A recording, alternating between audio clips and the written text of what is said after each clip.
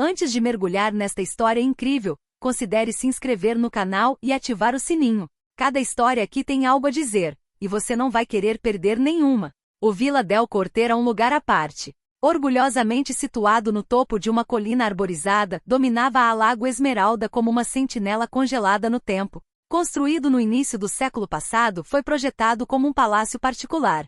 Fachadas de pedra clara, colunas esculpidas, varandas de ferro forjado e jardins em terraços que se estendiam até a água. Outrora palco de suntuosas recepções e jantares com ministros, artistas e empresários, agora era consumido pelo silêncio. O portão de ferro rangeu levemente ao ser empurrado. O cascalho estalou sob as rodas da carroça médica. E lá dentro, nos longos corredores ladeados por retratos antigos e tapetes persas, os passos dos criados ecoavam, nunca seguidos por vozes alegres ou gargalhadas. O ar estava abafado, quase silencioso demais, como se a própria casa estivesse prendendo a respiração. Charles del Corte, seu mestre, agora reinava em uma cama médica, instalado em uma das alas principais, perto de uma enorme janela saliente com vista para o lago. Ele não se levantava mais. Não recebia mais visitas. Quase não falava. Tem 82 anos de idade, aquele que antigamente era chamado nos jornais econômicos, o tubarão com luvas brancas trazia no rosto as marcas do tempo. Mas principalmente as de remorso e isolamento. Seu corpo estava enfraquecido, mas era seu olhar o que mais chamava a atenção. Tinha aquele brilho bruxuleante característico de homens que sabem que estão à beira da morte, sem herdeiros, sem amor, sem desculpas recebidas ou dadas. As paredes do seu quarto eram decoradas com pinturas de mestres, preciosas demais para serem belas, escolhidas por seu valor e não por sua emoção. Ao seu redor, respirava luxo, mas um luxo que se tornará frio, inútil, quase cruel em sua beleza inatingível. Ele era rico, imensamente rico. Mas agora nem mesmo seus ingressos podiam mais comprar uma conversa sincera ou uma mão amorosa. Todas as manhãs ao amanhecer, Maya abriu a pesada porta de carvalho para começar seu turno da noite. Enfermeira há 6 anos, ela viu corpos quebrados e famílias despedaçadas, mas Charles del Corte era diferente. Não era a doença que parecia estar corroendo, mas um silêncio profundo e denso, como piche. Maya era jovem, mal tinha 30 anos. Negra, vinda de um subúrbio da classe trabalhadora, ela havia subido na carreira de enfermeira sozinha. Nunca se impressionara com ouro ou títulos. Mas esta mansão, e este homem congelado em uma solidão gélida, provocavam nela uma estranha mistura de pena e distância. Ela não o julgava. Era uma regra que ela se impunha: não se apegar, não odiar, não tentar entender. Apenas se importar, acompanhar e ir embora. No entanto, algumas noites, ao fechar a cortina, ela observava a sombra daquele velho olhando para o vazio e se perguntava: por quem ele está chorando em silêncio? Naquela noite, em pleno dezembro, a chuva batia nas janelas com uma fúria quase dramática. O lago, ao longe, desaparecia na neblina. Maya acabará de verificar os sinais vitais de Charles quando ele, com uma voz quase inaudível, quebrou o silêncio. Enfermeira, tenho um pedido inusitado. Ela se virou, ligeiramente surpresa. Ele normalmente não falava, ou só pedia água ou sua dose de morfina. Nunca falava de verdade. Estou ouvindo você, ela respondeu calmamente, aproximando-se. Charles parou por um instante. Respirou lentamente, como se estivesse reunindo as poucas energias que lhe restavam. Então, virou a cabeça ligeiramente em sua direção e sussurrou, com os olhos fixos nos dela. Amanhã, vêm pessoas. Acham que ainda tenho família. Acham que a minha filha vai estar lá. Quero que você finja ser ela. Só por um dia. O silêncio se instalou novamente, ainda mais pesado do que antes. Maya permaneceu paralisada com as sobrancelhas ligeiramente franzidas. Seria uma alucinação? Uma piada mórbida? Ela procurou no olhar dele um traço de ironia, uma careta. Mas o que viu ali a perturbou ainda mais, uma forma de súplica desesperada, quase infantil. Ela não vem mais, ele murmurou após um longo silêncio. Por 20 anos. Não posso mostrar esse vazio a eles. Não a eles.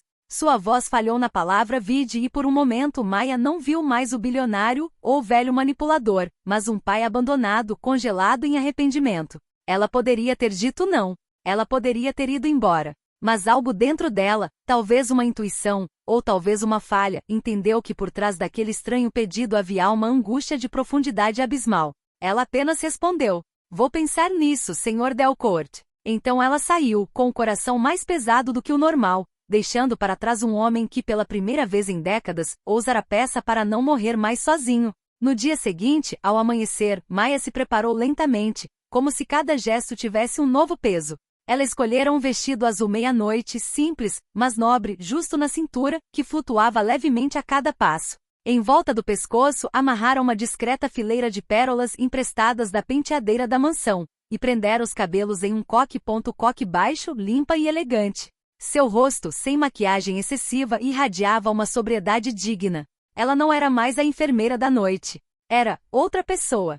Ou talvez apenas uma versão dela mesma que ninguém, até agora, tinha visto. Atravessando o limiar do grande salão de estado, banhada pela luz do inverno filtrada através das pesadas cortinas de veludo, o silêncio caiu instantaneamente e as conversas cessaram. Uma dúzia de olhares se voltou para ela, quase em sincronia.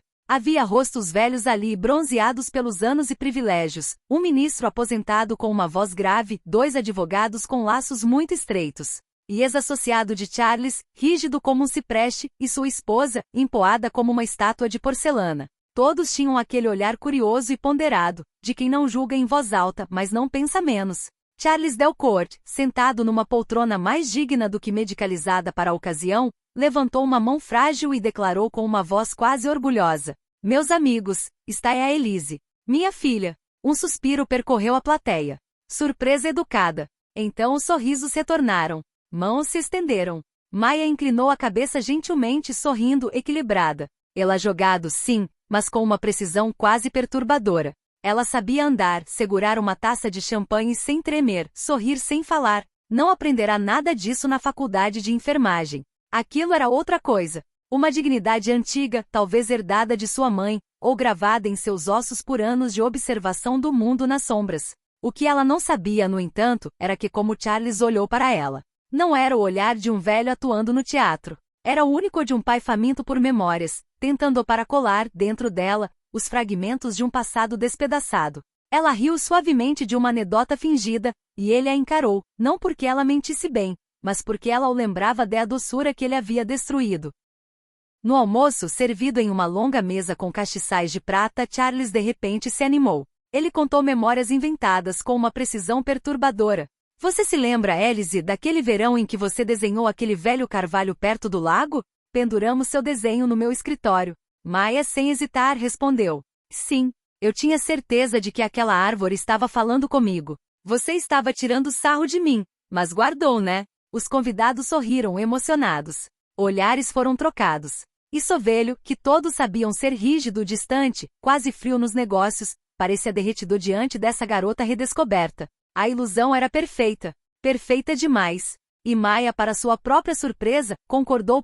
Com sincera ternura ela improvisava férias imaginárias, natais reconciliados, noites ao piano.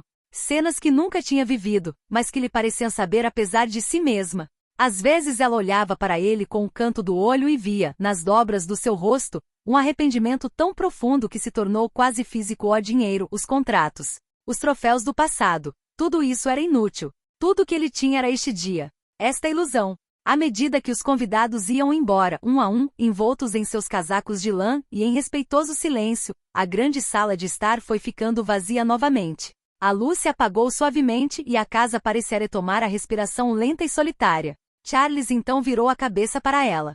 Seus olhos, úmidos, a encararam por um longo tempo. Então, num sussurro, ele disse: "Você toca bem." Mas aquilo não era brincadeira, era? Maya o encarou surpresa. Seu olhar endurecera por reflexo. Defesa automática. "Perdão?" Ele sorriu, mas era um sorriso triste e quebrado. "Quando você riu antes, não era um papel. Não para mim. É por isso que doeu. Porque eu entendi o que tinha perdido." Ele inspirou lentamente, e desta vez Maya viu sua alma se elevar em suas palavras. Ele falou. A verdadeira Elise. Uma criança curiosa, inteligente e um tanto sonhadora. Ela pintava paisagens irreais em seu quarto, cavalos alados, florestas rochas. Ele a amava, sim, mas à sua maneira, exigente, frio, egoísta. Ele queria que ela se tornasse advogada, talvez ministra, para provar a todos que ele havia transmitido excelência. Mas ela só queria pinte. Respire. Ame livremente. Então, um dia, ela foi embora. Certa manhã, sem dizer uma palavra. Apenas uma carta que ele só leu um mês depois. Ele nunca respondeu. Esperei por sua ligação. Um dia, uma semana, um ano. 20 anos. Eu pensei que o dinheiro me tornaria imortal. Ele disse em um suspiro. Mas eu sou apenas um velho que esperou muito tempo para amar. O silêncio tornou-se mais pesado, mais íntimo. Maya, com o olhar suavizando-se, pousou a mão sobre a dele.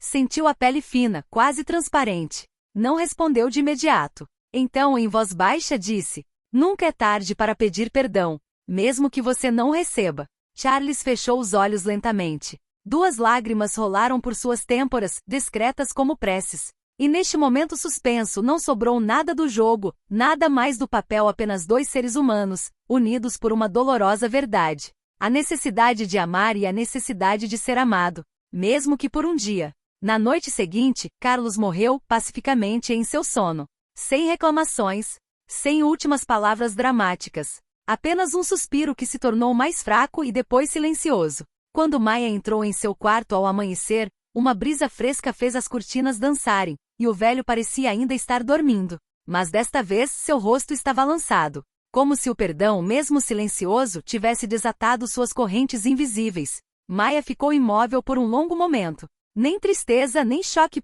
Uma paz estranha, quase gentil, o invadiu. Ela simplesmente pegou sua mão uma última vez e murmurou: pode ir. Desta vez, alguém se lembrará de você com carinho. Uma semana depois, uma carta formal o convidou a vir para Mestre Levasseur, o notário da família Delcourt. Maya foi até lá sem apreensão. Ela esperava assinar um documento administrativo, um recibo, talvez, um atestado de presença no momento da morte. Mas quando ela entrou no escritório com sua madeira velha e prateleiras cobertas de códigos empoeirados, ela percebeu tensão imediatamente incomum. O tabelião, um homem de voz calma e olhar cauteloso, cumprimentou-a com uma forma de respeito que ela não entendeu imediatamente. Ele lhe entregou um envelope lacrado com cera. O Sr. Delcourt alterou seu testamento 2 dias antes de falecer. A seu favor. Maya franziu a testa, confusa. A meu favor? Não entendo. O Sr. Levasseur assentiu e leu em voz alta um trecho do testamento. A voz calma do tabelião ecoou pela sala como uma catedral vazia. Para Maya, aquela que soube encarnar Elise sem trapacear, ofereço o que nunca soube oferecer à minha própria filha, um sinal de gratidão. Uma casa na Bretanha. Uma quantia modesta comparada à minha fortuna, mas o suficiente para que ela nunca dependesse de ninguém. O restante, ele disse, era para fundações, herdeiros distantes e patrocínio.